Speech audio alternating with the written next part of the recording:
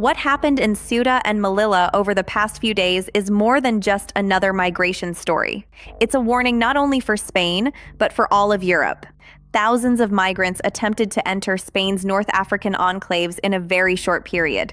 The events have reignited one of Europe's most divisive political debates. Can the European Union still effectively control its external borders? Today, we're going to look at what happened, why it happened, the legal decisions that have become part of the debate, and what the political consequences could be.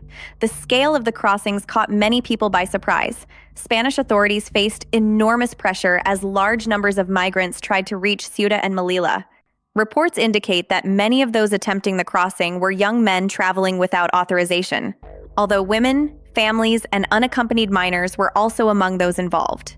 As the situation unfolded, images of disorder and confrontations spread quickly across social media and news outlets. Local residents expressed concerns about security, property damage, and whether the government was prepared for an event of this magnitude. Even if only a minority of those involved committed crimes or vandalism, those incidents had a real impact on the communities affected. One of the most controversial aspects of this story is a recent ruling by Spain's Supreme Court. The court limited the use of immediate summary returns for migrants intercepted at sea near Ceuta and Melilla, requiring authorities to follow the ordinary legal return process instead. Supporters of the ruling argue that it protects due process and ensures Spain complies with its legal obligations. Critics see it differently. They argue that making immediate returns more difficult weakens deterrence and may encourage more irregular migration by increasing the chance that people who reach Spanish territory will remain while their cases are processed. By increasing the chance that people who reach Spanish territory will remain while their cases are processed.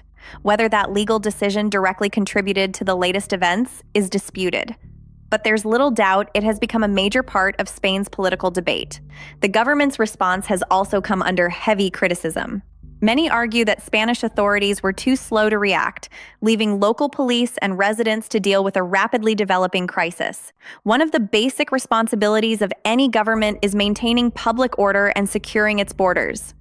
Critics believe that, during this crisis, the government fell short of that responsibility. Supporters of the government counter that managing sudden mass migration events is extraordinarily difficult and that authorities were responding under intense operational pressure. Another question dominating the debate is whether allowing people who enter irregularly to remain is the humanitarian response. There are different answers to that question. Many believe humanitarian obligations require treating everyone with dignity, providing emergency assistance, and giving people access to legal procedures. Others argue that compassion should not mean abandoning effective border enforcement.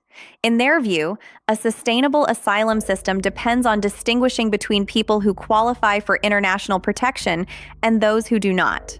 Others argue that compassion should not mean abandoning effective border enforcement. In their view, a sustainable asylum system depends on distinguishing between people who qualify for international protection and those who do not, while ensuring immigration laws are consistently enforced. This disagreement lies at the heart of Europe's migration debate. Ceuta and Melilla are much more than Spanish territories. They are part of the European Union's external border. If Europe is seen as unable to control its borders, the political consequences could extend far beyond Spain. Migration has already reshaped elections across Europe.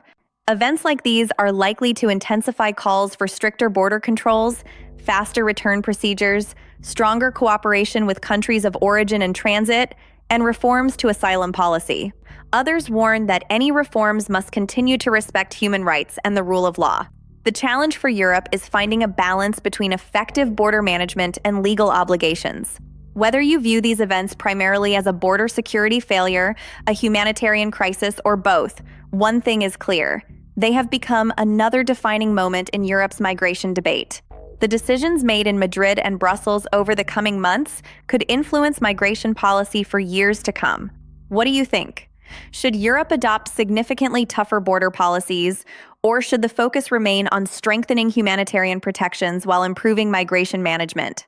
Share your thoughts in the comments below. If you found this analysis useful, don't forget to like the video, subscribe to the channel, and turn on notifications so you don't miss future discussions on European politics and current affairs. so you don't miss future discussions on European politics and current affairs. Thanks for watching, and I'll see you in the next video.